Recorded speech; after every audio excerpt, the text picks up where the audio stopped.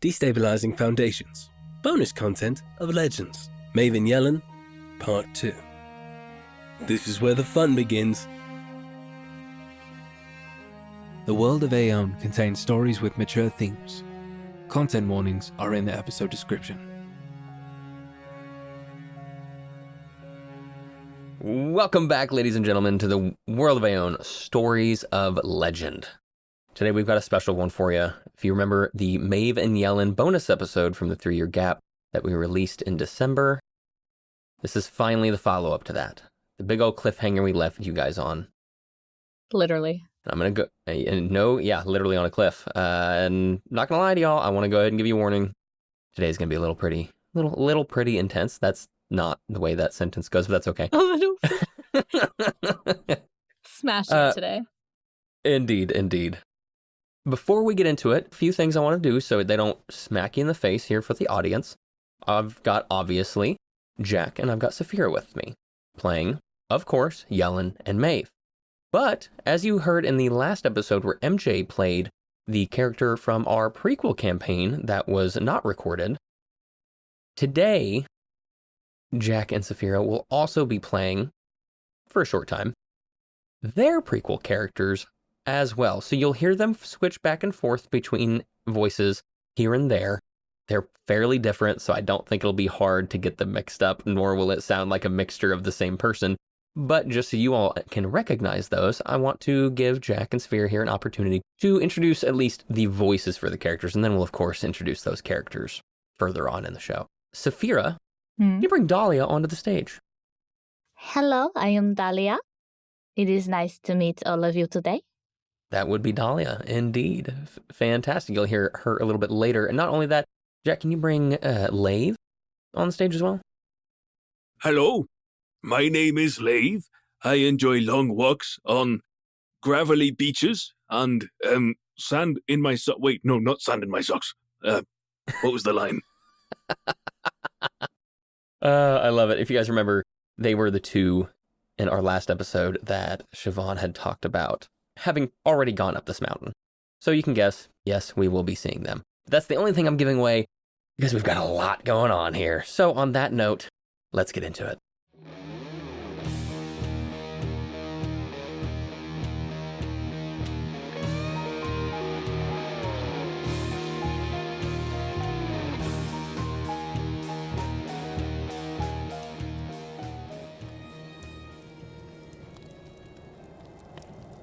We last left Maeve and Yellen hanging off the side of the cliff from the peak of the Alvanian Mountains.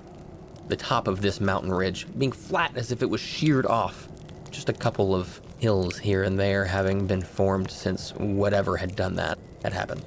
As you peeked over, you saw a large bonfire roaring in the cold air in the snow-covered peak, as you saw quite a few massive stone giants sitting around this bonfire, weapons next to them.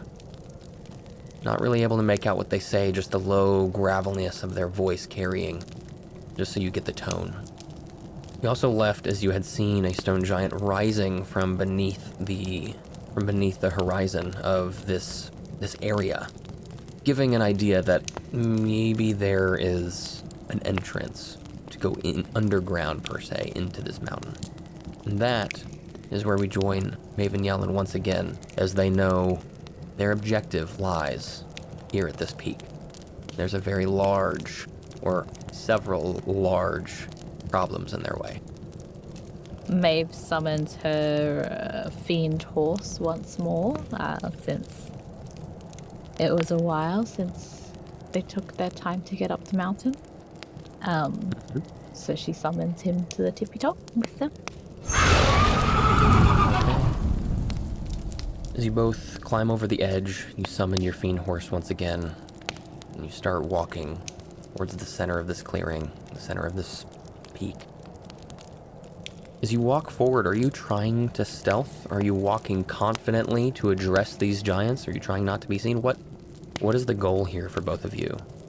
I think Yellen would probably stop Maeve after a little bit and be like, wait, so... Well, I'm not really dressed for sneaking. Neither am I. So... it might be our only option to just address them, say hello, and hope not to die. Do you have any ideas? I don't. I really wish that I did, but I'm kind of drawing a blank here.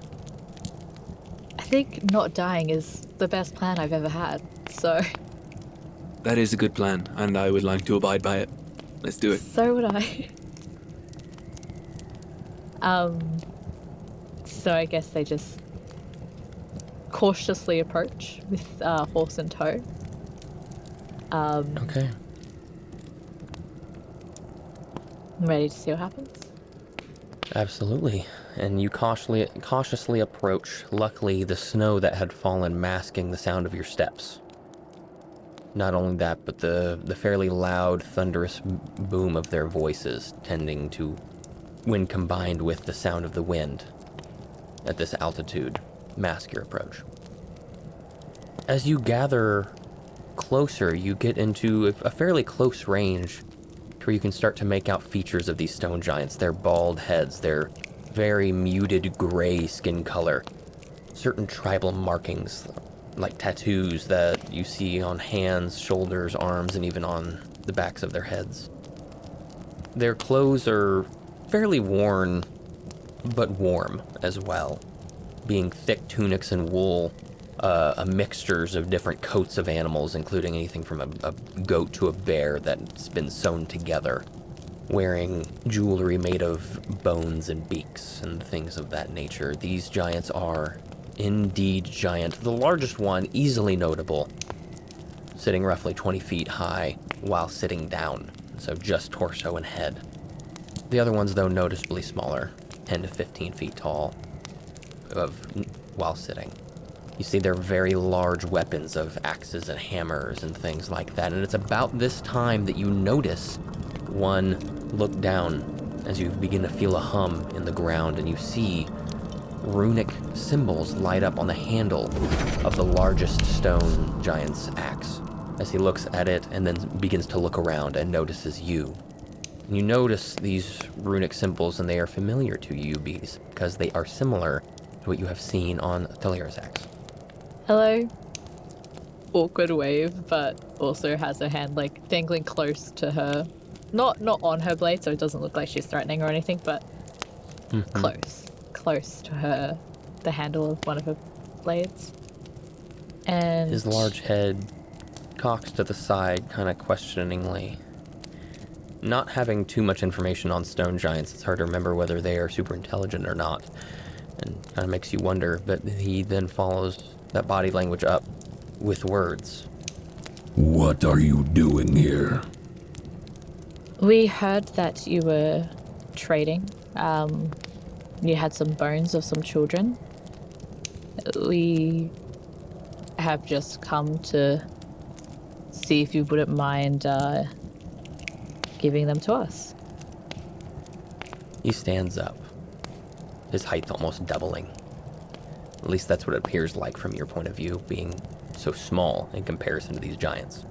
At this point you can see the crow's feet at the edge of his eyes and wrinkle on his forehead, noting that the stone giant is up there in age, having lived for quite some time.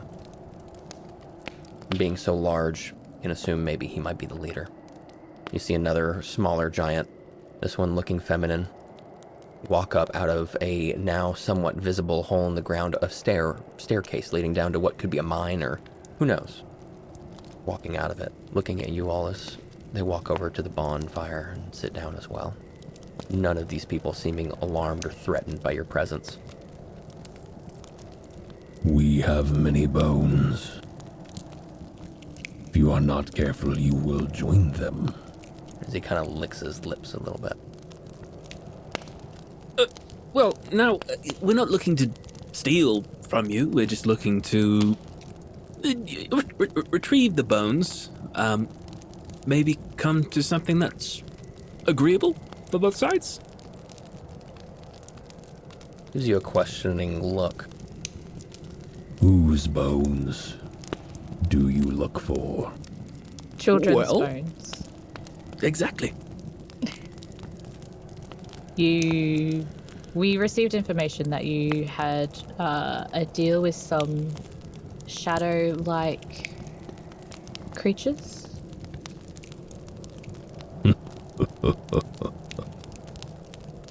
Children's bones hold power. You seek power?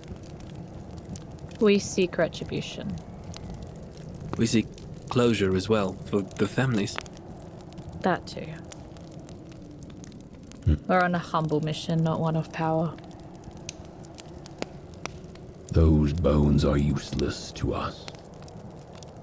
But we do not give for free. I think we've got a little bit of money. Your money is useless. My son, come forth. As you see a child stone giant, about half the size of one of these normal stone giants, probably standing at a 10 to 15 feet, or even closer to 15 feet tall. Pretty large fella, but he's a child. And fairly obviously, you can see the bone structure isn't quite as matured. The muscular structure is still fairly weak, but he carries also, to match his father, a roughly constructed stone axe. My son needs practice. I think you shall do fine. You manage to survive the fight with my son. You may have the bones.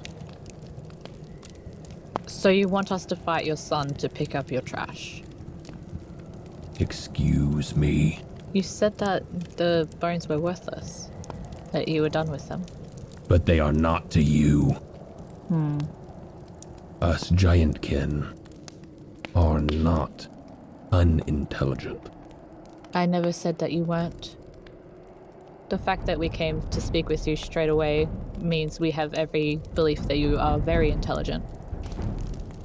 You see at this point about 10 or 12 of the other stone giants stand up, and they don't move from their circle around the bonfire, but they do all face you. My son is 20 moons old. All right. Okay. All the other giants pick up their weapons, anything from staffs to hammers, and you feel the ground start to shake as they all rhythmically start to beat their weapons against the ground. You no longer have a choice. Well then, Maeve takes out her blades. Yellen? I guess we're doing this. And Yellen will take out just his shield. Have you ever been in a fight before, Yellen? Besides the... Of course, I've been in plenty of fights. Okay.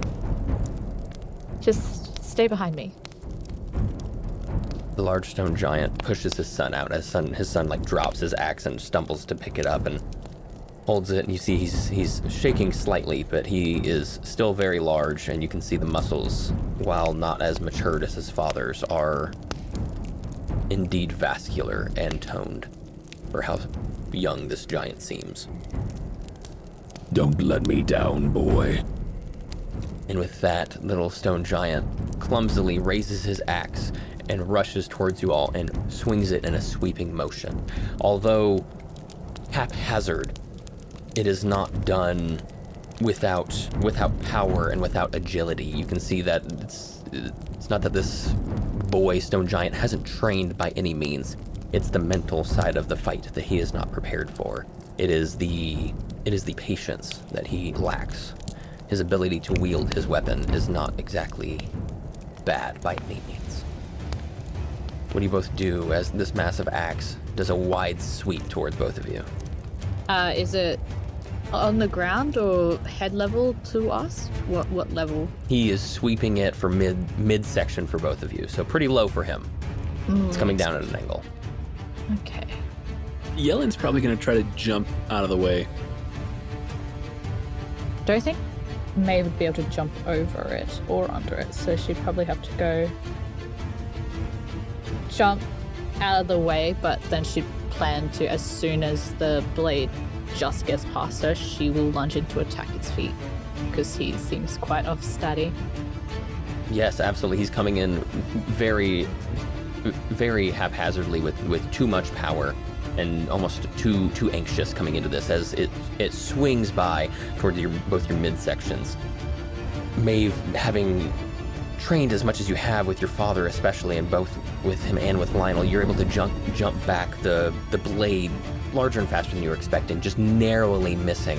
And it slams with a glancing blow against Yellen's shield, knocking Yellen off balance. As you dive in with your sword, you're able to catch along the midsection of the stone giant's thigh. As he lets a little yelp out, but immediately brings his axe up for a slamming motion down on you, Maeve. She would just try to dodge out of the way again.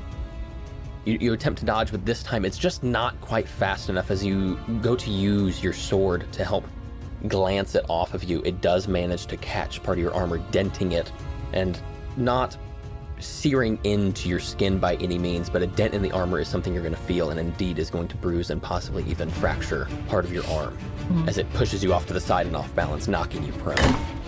As you're down for a moment, the stone giant child picks up his axe once again, gaining a little bit more confidence, rights his chest, comes back up, and goes to just go with a handled butt towards you, Yellen, as you are recovering.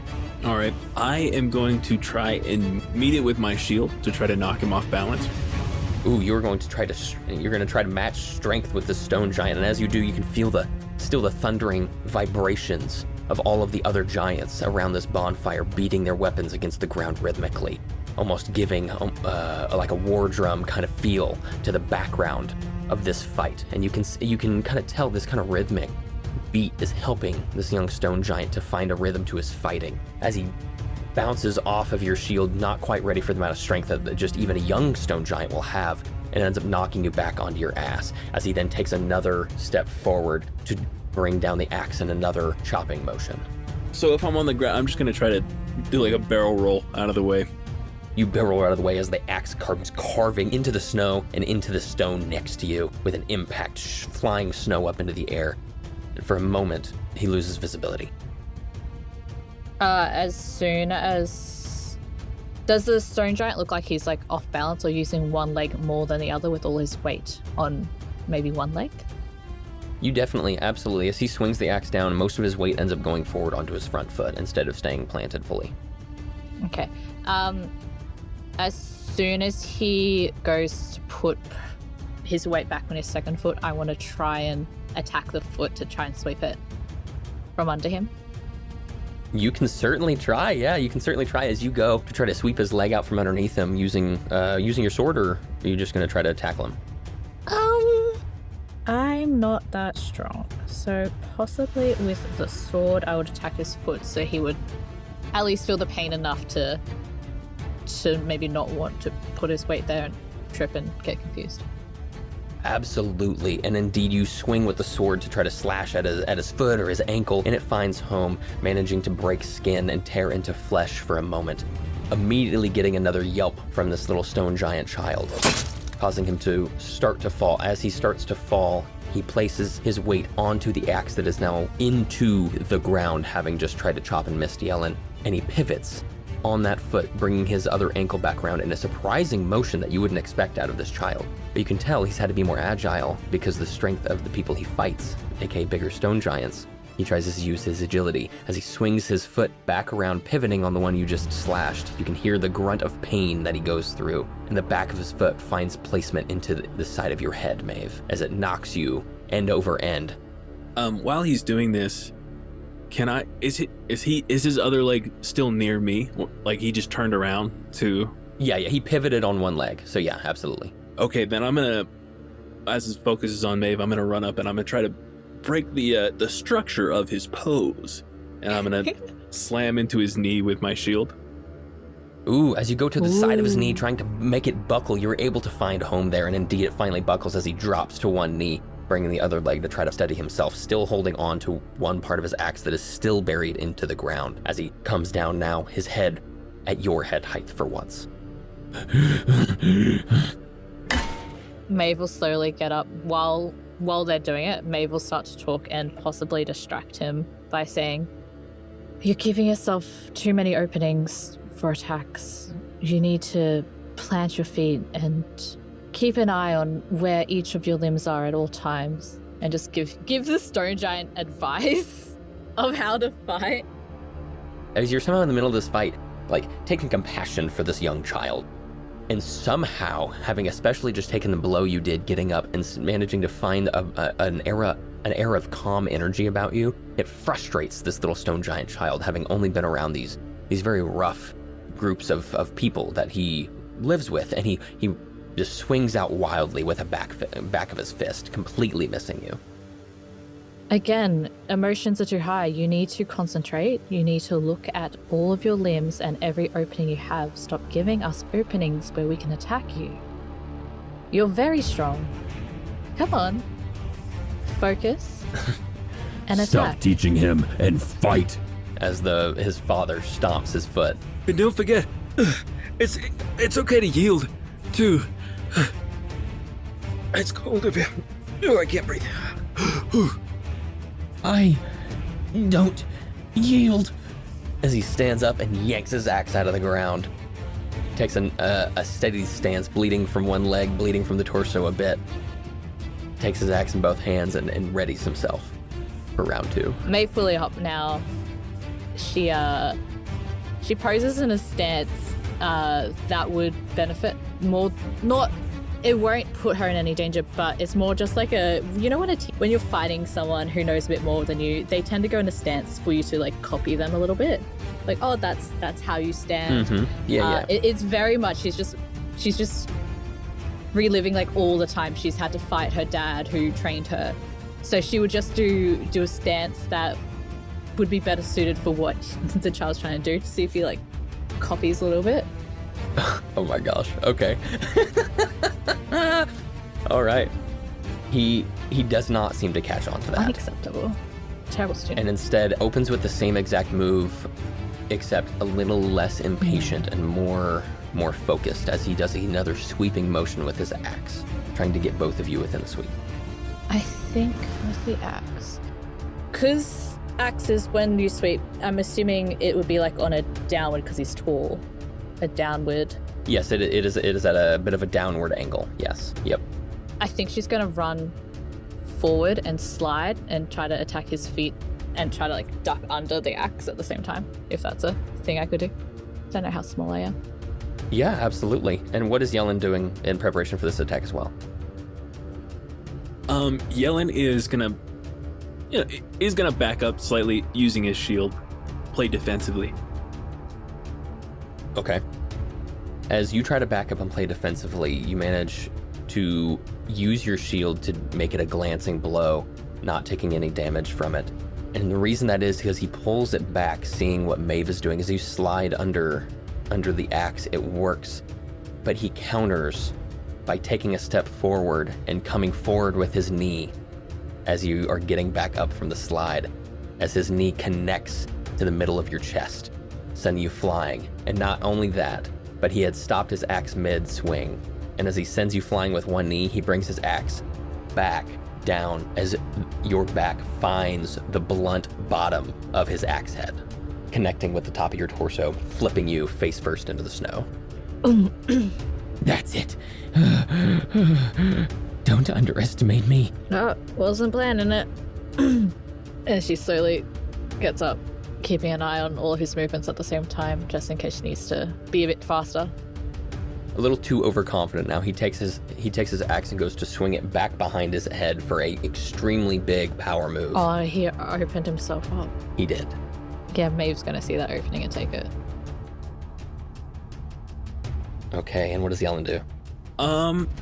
Yellen probably also sees the opening. This is obvious even to him. So he's gonna run up and he's gonna prepare to like get him punch him in the side with his shield. Okay, and what does what does Maeve do? I guess she goes for the other side. Take advantage of the opening. Yeah, God, yeah. Okay. How do you aim your sword? I want to know. Look, I think it's just gonna be just a slash. Just a slash. She doesn't want to break her blade. As you As Yellen, you punch into one side, as his axe above his head behind him swinging. Overly confident, you caught him as he was looking to his father, looking for a source of approval. Catching the sword into the side up near the armpit, immediately spasming his nervous system. As he falls to one side, his other arm stays up, allowing for the slash of Maeve's weapon, catching an artery up near the armpit as well. As he immediately spasms and falls to one side onto the ground, tries to get up, and immediately uses his axe to try to get up, and falls back down. And with that quick motion, the fight was over, as the young boy is sitting there beginning to bleed out. Maeve will instantly lay on hands. She's also... Don't touch him. He loses the fight. He loses his life. It is our way. That was never in our agreement. With outsiders, it is our way. The only non-lethal training that takes place here is with our own. Maeve lays on hands anyway. Look, pardon my Elvish, but that's kind of stupid. The agreement was not to the death. It was a fight, and a fight we have had. We have kept to the rules and kept to your customs.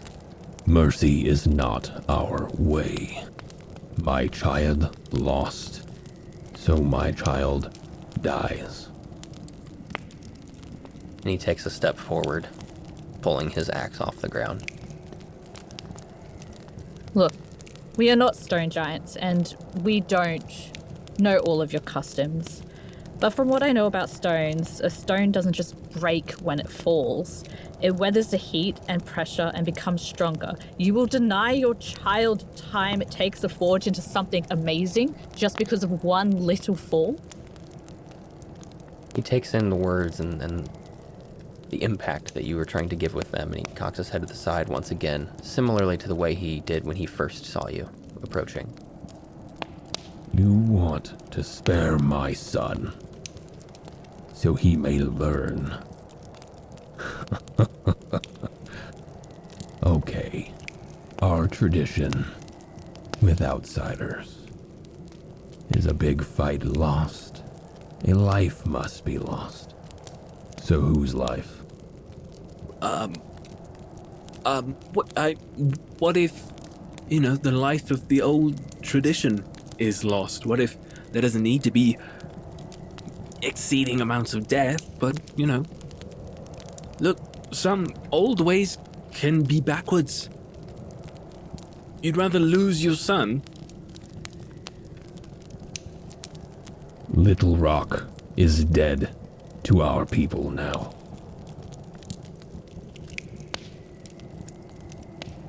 Then there's a death already. Why don't we take Little Rock, since he's dead to you and there's been a death?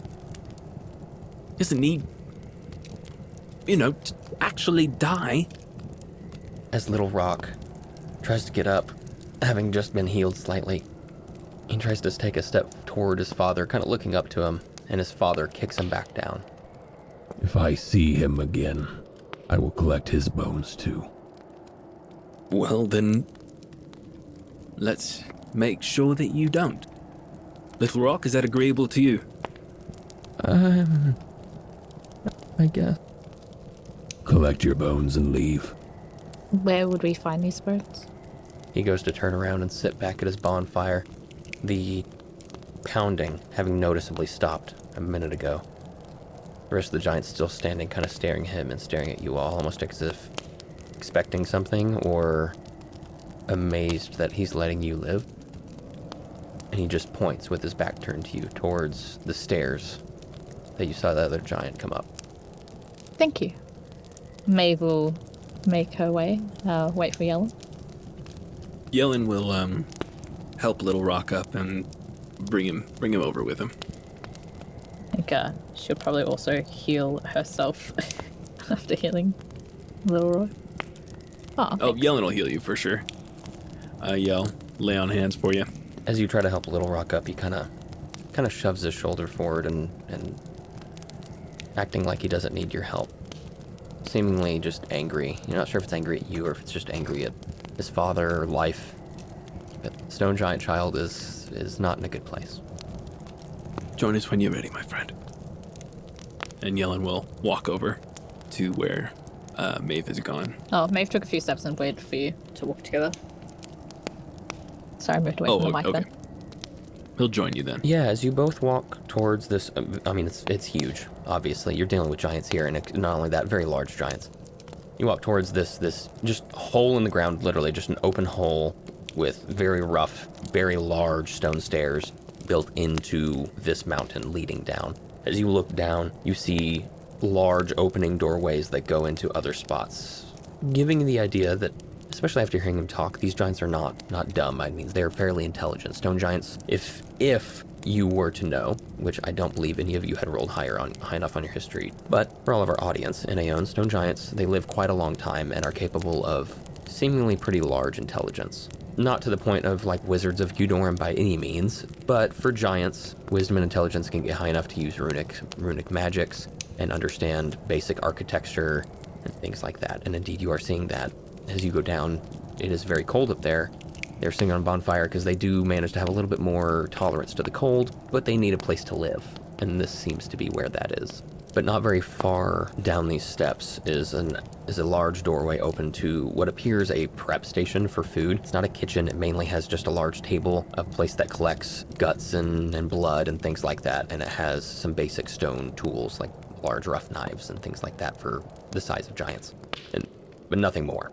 Nothing to heat them, nothing like that. And pretty close to the doorway, you see that is just a very haphazard pile of leftover pelts and bones and things like that that wouldn't have gone to use. And it's pretty easy to spot next to them are smaller bones of bipedal humanity-esque structures. Keep an eye out for those two friends of Siobhan's. Oh, right. I'll see if I can get hold of them. And I'm going to cast Sending. Okay. To Dahlia. And I will say, my name is Yellen. Siobhan sent us. Are you still alive? You send that, and there's a little rustling in some of the larger bones of different animals and stuff that are in the pile next to the children. Rustling of bones continues, and you see a head of a tiefling woman pop out.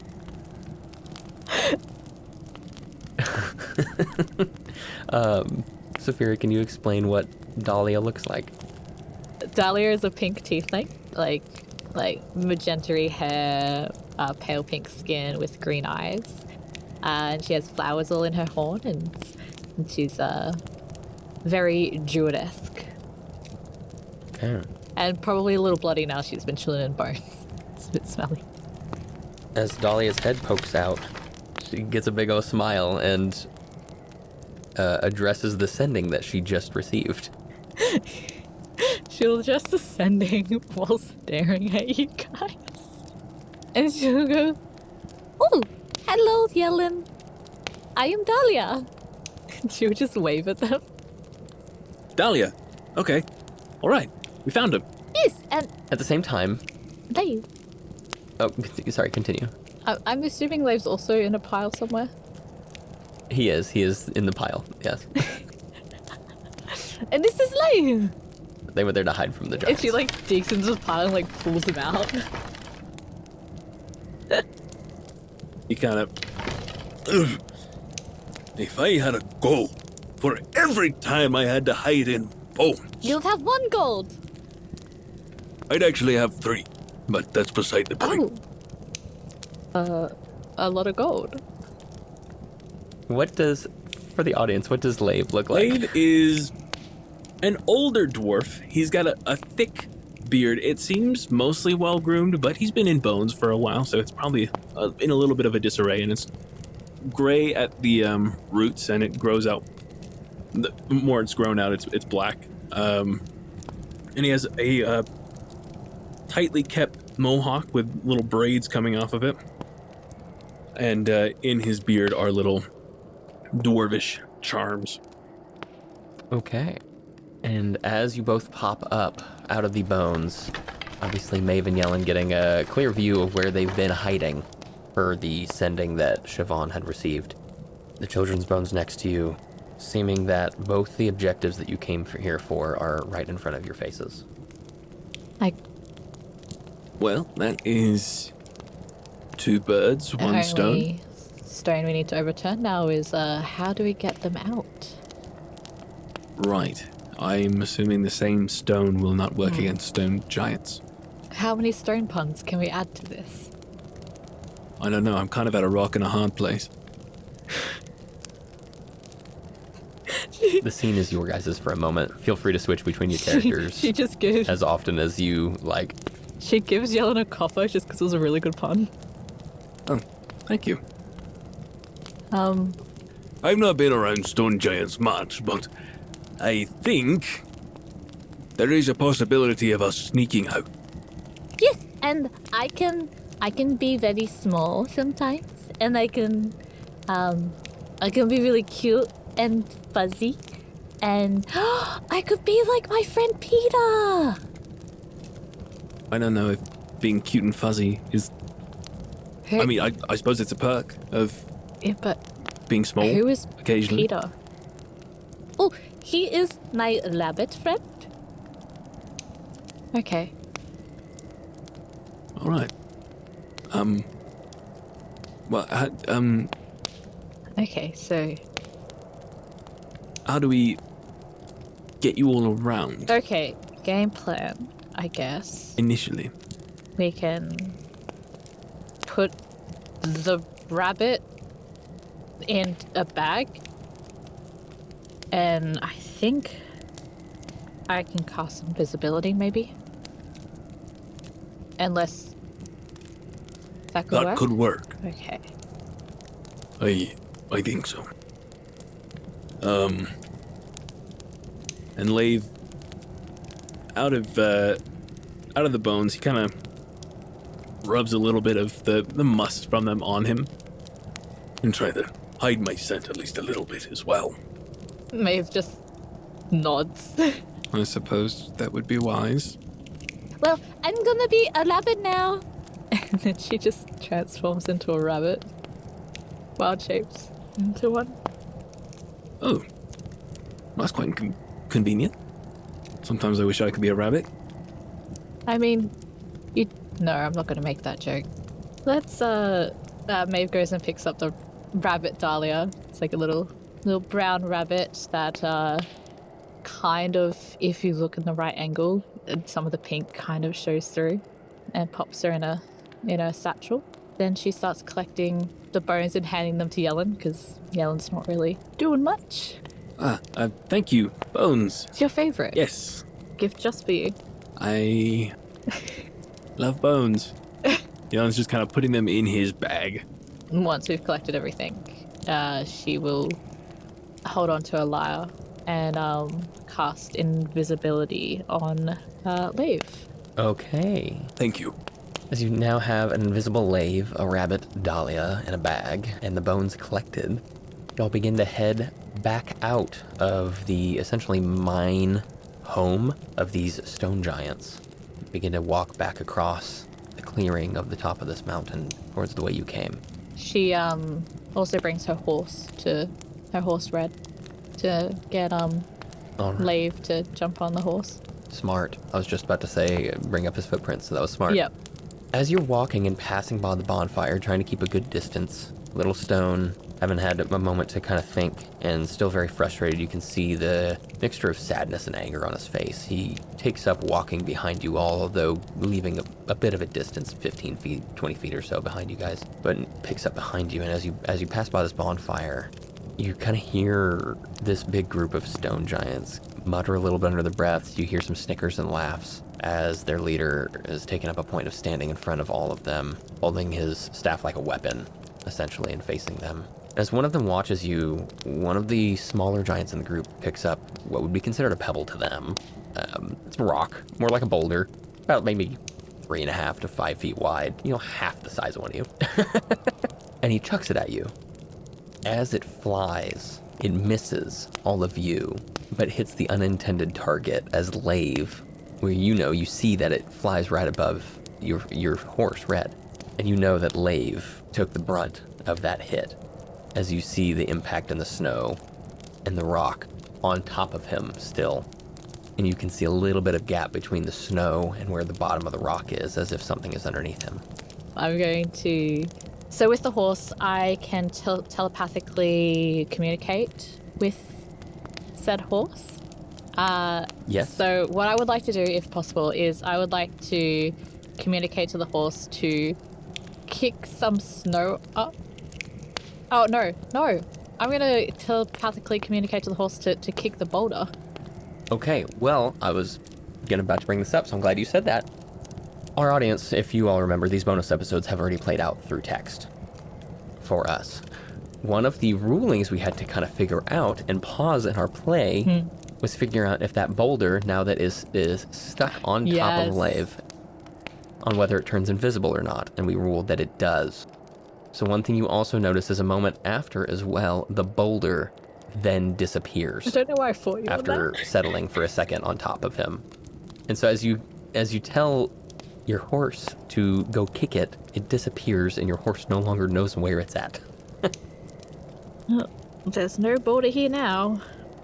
You see as the leader turns, as all of the other giants have now erupted into laughter, just at obviously the expressions on your all's faces and the reactions that you would have to this essentially boulder flying at you.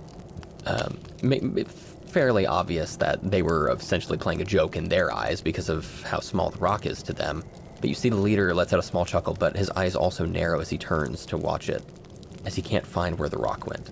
And with heavy footfalls, you feel and see as he begins to walk to the area of where the rock should have been. Sorry, we have this ad in Australia, and it's the funniest thing. It's I don't know, everyone quotes it. It's just stuck in my head. It's like, charter boat? What charter boat? She just walks around with like something on her head. Anyway. It's great. It's just stuck in my head. I'm sure our Australian listeners are going to love that. It's an insurance ad. I love it. I'll send it to you guys later. It's fucking great. Anyway, back to it. As he walks over to go inspect the area where he thinks the rock should have been, I'll give you all a moment to have a reaction. I am going to cast the name of this spell. Hang on. Thaumaturgy. Okay, so yeah, you cast Thaumaturgy, and the sound of like a critter skittering away for a moment, right as the stone giant leans down to like, it almost looks like he's maybe going to sweep his arm over the area, wondering, is there like a deep patch of the snow or something here? Right as he's about to do that, where Maeve is, or not Maeve, sorry, where Lave is, he turns his head towards the sound of whatever this animal might have been, giving you just another moment. I wouldn't be able to, with how big the boulder was, I wouldn't be able to like push it off him, would I? Casually lean on it? I mean, casually leaning on to push it off, debatable. I'm sure you could push on it, but you'd have to like really push on it, and the giant is right there. Wait, would that give the horse? Could I be able to like communicate with the horse where the rock is so I can kick it and maybe hopefully not kill Lave? If you know its exact location, yes. Well, I saw it. Yeah. You did see where it landed. There's a small chance that you might get it wrong, but there is an indentation in the snow where Lave's body is, so you could probably do it, yeah. Okay, I'm gonna try that, and I'm gonna try to communicate to the horse. Kick there. Okay, now just warning you, the giant is right there to witness all this. Oh, that's true, but he's looking somewhere else. Just for a moment. He's gonna see that there wasn't any animal, or that it's gone, and it's just a very quick distraction, so. It's okay, we'll gaslight him. It's fine. We'll gaslight him, that's wild. We'll gaslight and girl boss, I don't know. That's so funny. Okay, so yeah, you send your horse over there to kick where you believe Lave in this boulder essentially to be that's holding him down. As this is happening, Yellen, you hear in your head the familiar sound of an old woman that you had previously gotten a sending from. Mom is holding on. One more ingredient for the remedy. Lou, safe and settling in. How are you? What news? Any updates? Well, things got interesting for a moment, but we're on our way back down from the mountain now. And we may need some help with some new friends. Okay. You don't hear anything back. The stone giant, the leader, turns his head back to see as this horse kicks the boulder off of Maeve. Maeve's still invisible, but the boulder now no longer essentially part of the structure, part of, being on top of him, pops back into view. It's just casually rolling. That's where that and went. rolls. And you see the stone giant's head cocks to the side again. You can see this is obviously a habit for him. He reaches down and picks up the boulder and holds it in his hand between a couple fingers and looks at it very questioningly.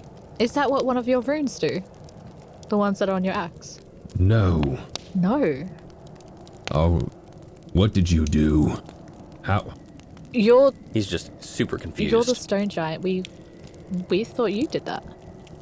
No, Are you sure there's no, like, runes? We've got a friend, don't we, Jellen, who has, like, those similar runes that you have on your axe.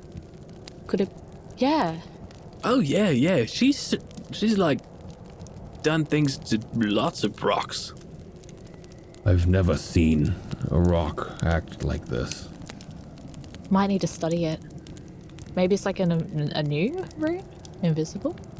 Maybe if I throw it again. And he goes to, like, throw it straight down. Please tell me Maeve moves. Yeah, as soon as the boulder was off of Maeve, he probably started Goes back on the horse. carefully moving away. As Maeve moves, the snow does too around him. He's looking at the stone. But he is looking at the stone. You are correct. He goes to throw the stone back down into the snow, and it poof pops this very, very fine dust of snow back into the air, clouding the air for a moment, as the wind then picks it up and takes it away, and the boulder's just sitting there. Maeve, luckily comfortably sitting on the horse once again. The stone giant leans back down and grabs the boulder again. The weirdest thing. And as he says that, a static begins to fill the air. Illusionary type wave as if heat on asphalt enters into the air. And as he goes to throw the boulder again, this time not straight down, he maybe if he throws it across the way in a similar manner to what had just happened, maybe you would activate whatever properties the stone has, and you see that stone disappears with a crackling, an electric sizzle. We gaslighted too hard. Through what you can assume is a portal to the primordial plane, based on your prior experiences. I think we need to go. I think we need to go now. It's just a portal. We could probably just close it. The stone giant looks questioningly again, now wondering, where did the stone go? Did it disappear midair? Why was there a crackle this time? And begins walking towards the portal, towards the rift. Where did the stone go? That's a rift. He begins walking towards it, and his knee collides with and starts to crackle where the rift would be, and he looks down and realizes, What the and he gets cut off as he goes flying back, his ass hitting the snow, reeling and dragging through it, sending the powder into the air for the wind to catch it once more. As the sizzling continues, although he is not there, and you look and it appears there are forms coming through the portal. Maeve readies her weapons. That's new. We should go. Suddenly, the sunlight coming through above this mountain seems to darken. The wind that was just carrying the powdery snow begins to calm, coming to a still, as a chill, not because of the cold, seems to come over both of you.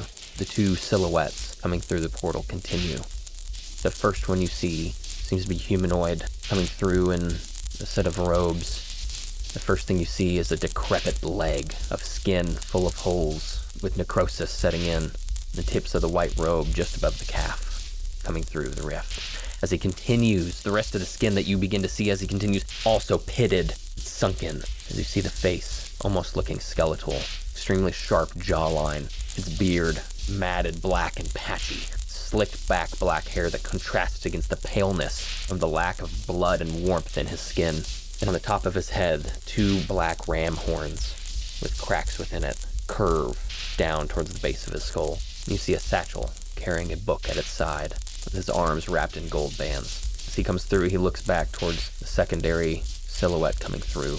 Now remember, you can eat all the souls except the child's.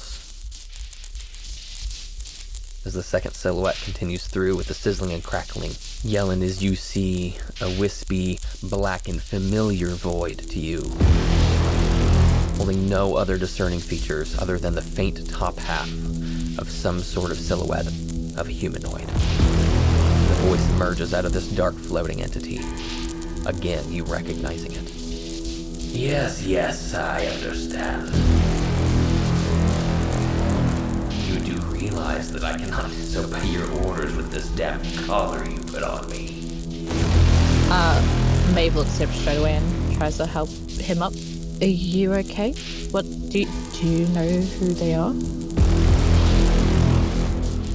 We have to go. We have to leave. Okay, a little rock. We should go.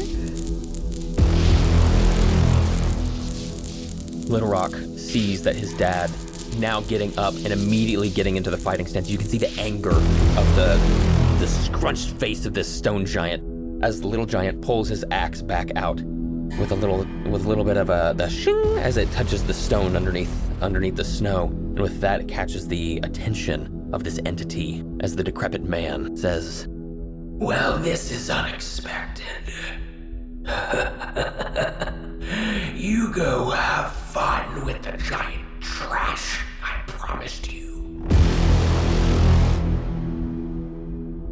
I'll gather the boy. and he has this wiry smile, the shadowy figure having turned towards the giants, and begins to float towards them. As he does so, you see the silhouette of the top of the torso turn slightly, finally noticing the blue crystal tiefling in his midst. Yellen. I recognize that blue idiot. I really thought he'd had enough of me after last time. Yellen stands back up and he looks at Maeve, and you can see in his eyes like absolute terror, and he says to you, Maeve, no matter what happens, get Littlestone out. And he's going to put his lantern out in front of him, and similarly to before, he starts casting a spell, and smoke starts to billow out the top of where the hooded part of the lantern is, and it surrounds him, and a yellow spark starts to bounce back and forth and spider along his horns, and he's going to cast Divine Spark on the entity. All right. The decrepit man, having moved forward during the process of this, has all of a sudden appeared behind you all, grabbing onto the wrist of Littlestone. As the entity just gives a wicked laugh as you try to cast Divine Spark. Isaacin holds no place here, boy. As I'm doing this, can I redirect the target to hit the old man as he's grabbed Littlestone? Absolutely you can. And as you do that, you get a sickening chuckle, like a raspy chuckle comes from the old man.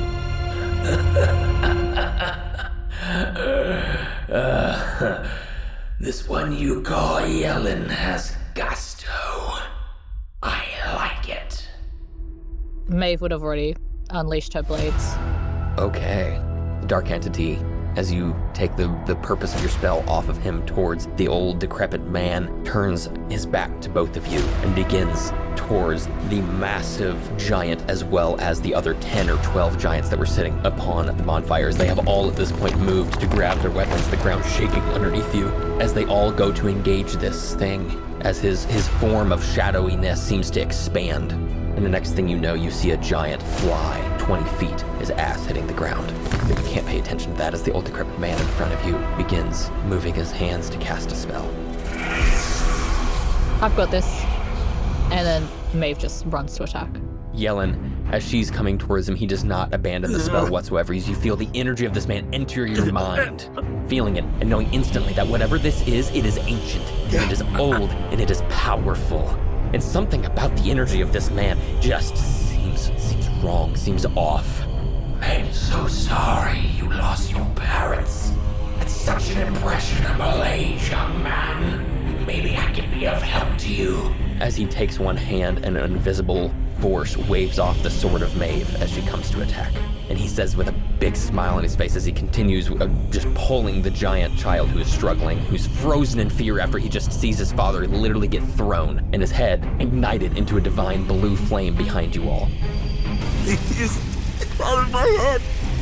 Maybe I can be of help to you.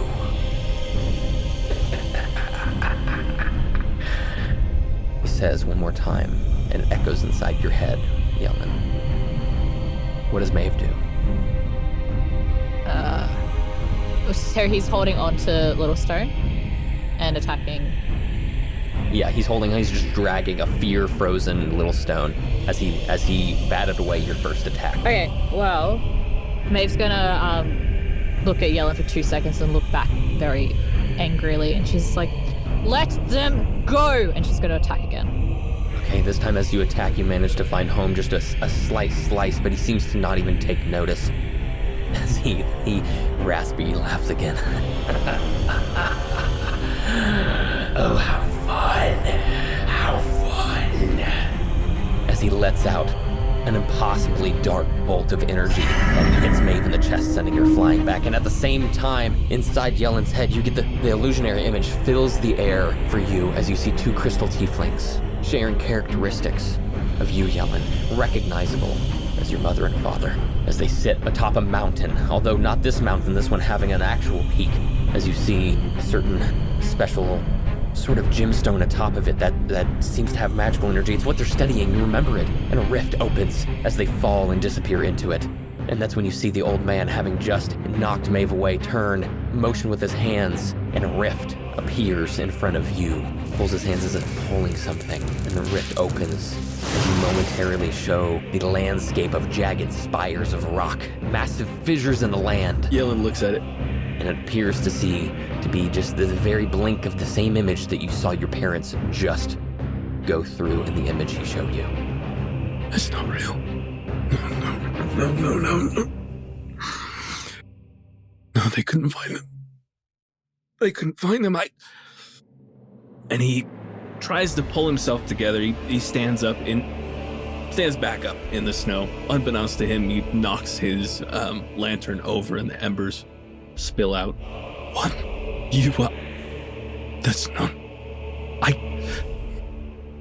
That's not real. That can't be them.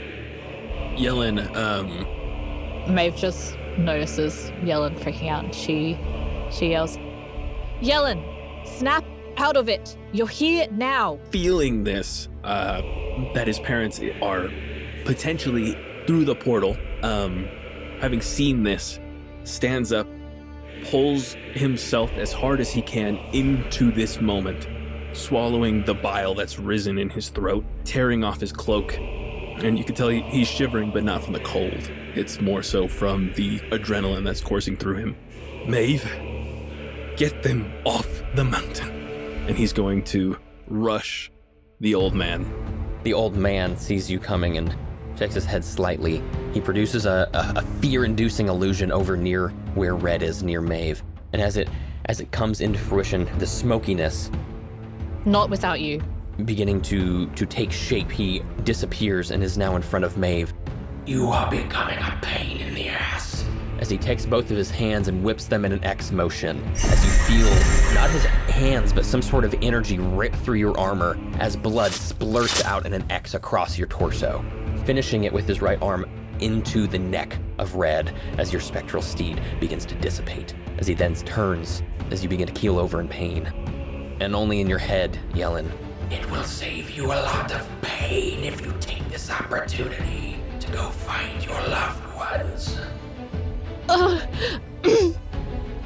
He stops in his tracks for a second, and he's gonna cast Healing Word on Maeve. As he's doing this, Maeve, please, I need you to go! A massive giant 20 feet tall, literally engulfed in divine blue flame, rocks the ground, shaking it like an earthquake as it piling by you all, literally through the middle, in between Yellen and where Maeve and this decrepit old man is, taking Dahlia out in the process. Not without you! She just stands back up. As it skids by and out through the other end of the fight of you two, as you hear screaming pain of these giants being ripped apart just off in the distance. As you look over and you just see a swirling shadow constantly popping in and out of around the battlefield, blue divine flame reflecting off of the snow at different points. You seemed capable in your memories. I'm sure there's a chance they are surviving somewhere in there. He takes his hand out as his physical arm grasps around the neck of Maeve. As your sword finds hold into his collarbone, he doesn't even seem to shake it, as he slams you into the ground. And at the same time his other hand comes out, the invisibility on Lave dropping as he is now holding Lave above his head.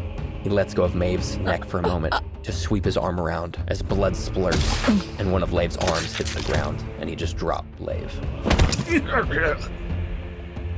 Yellen, feeling such intense emotion, tears start to stream down his face, but they're freezing halfway down because of the temperature. I can't let you do this again. And he is going to continue his slow, marchy charge towards the entity and this guy. Again? What did my pet do to you in the past?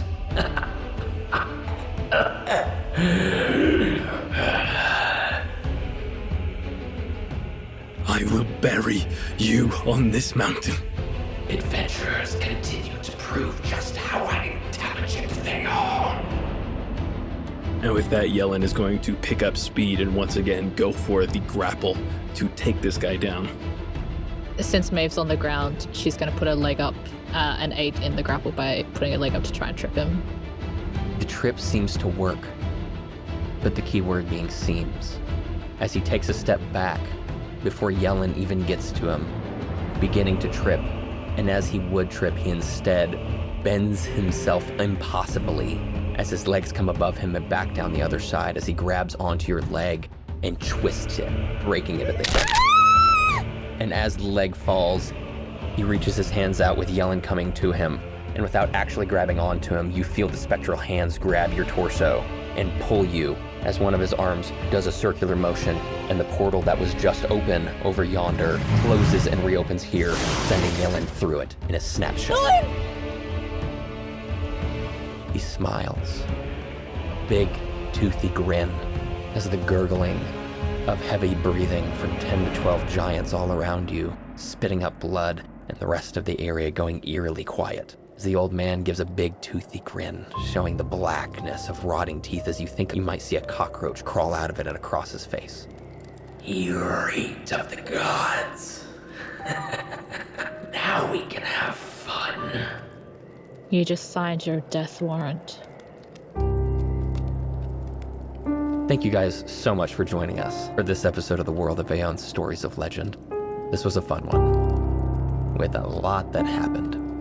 I really don't have a lot to say. Jack, Sapheara, thank you both for joining me today. I know we've been looking forward to this one.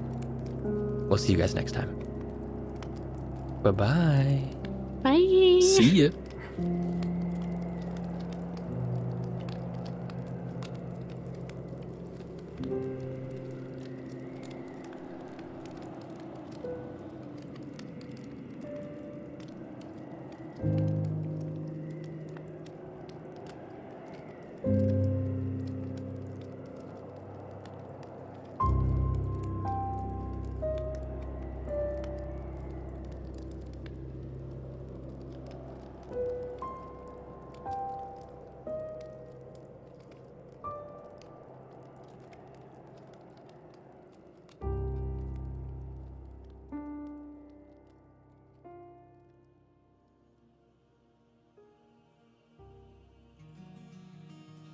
We would like to thank our cast, myself, Curtis Woosley, as the GM, MJ Guenther as Thalira Grimstone Eku'Lanathi, Sapheara as Maeve Strongheart, Rennie Armas as Kaldin, and Jack Baldwin as Jellen Ykalle. Additional thanks to Sentic GFX for our graphics, to MJ and Rennie here for our show editing, and our intro and outro music composed by Ryan Moons, owner-operator of Eyes on the Moon Studios.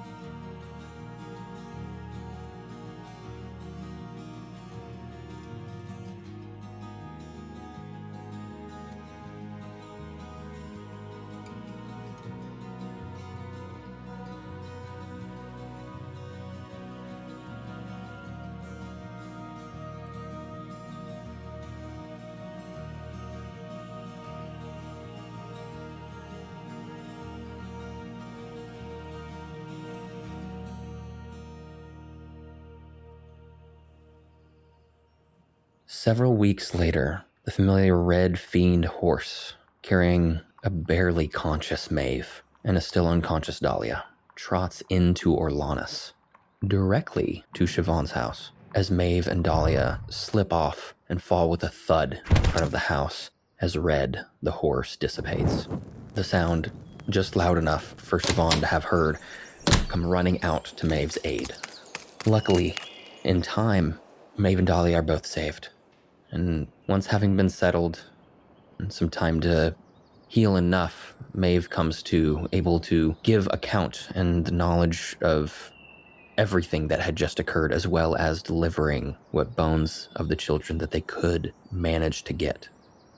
Not long after, just due to pure exhaustion, Maeve falls asleep again. And with such newfound knowledge gained, both in the investigations that Maeve and her party had undergone, as well as the occurrences at the top of the Ae'oene Mountains, Siobhan knows exactly who needs to hear this.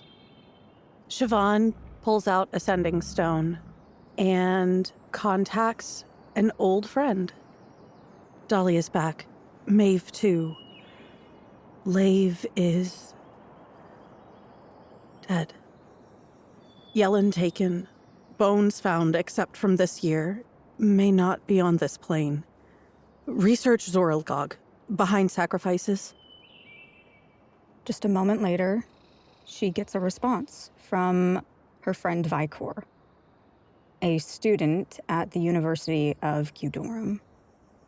Maeve, my condolences. He will be missed. What is this Zorelgog? Did they give you any more information regarding this group? Last scroll. Couldn't get much. Elemental plane cult? Can pass between material and primordial planes. The rifts, do they create or are they natural? There's a slightly longer pause this time before he responds.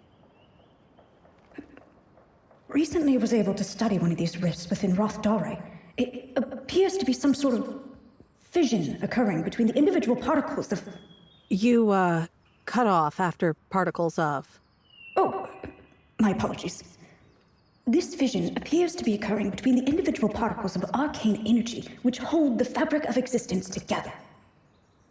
Last, this creates an explosion, which results in rifts. Perhaps these cultists have found a way to orchestrate this event manually. Terrifying implications, if so. Gods. If that knowledge gets into the wrong hands.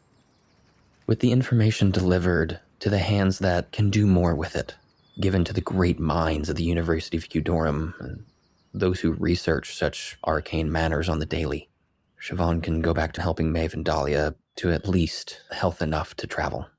And Maeve does eventually make it back home to Rothdare.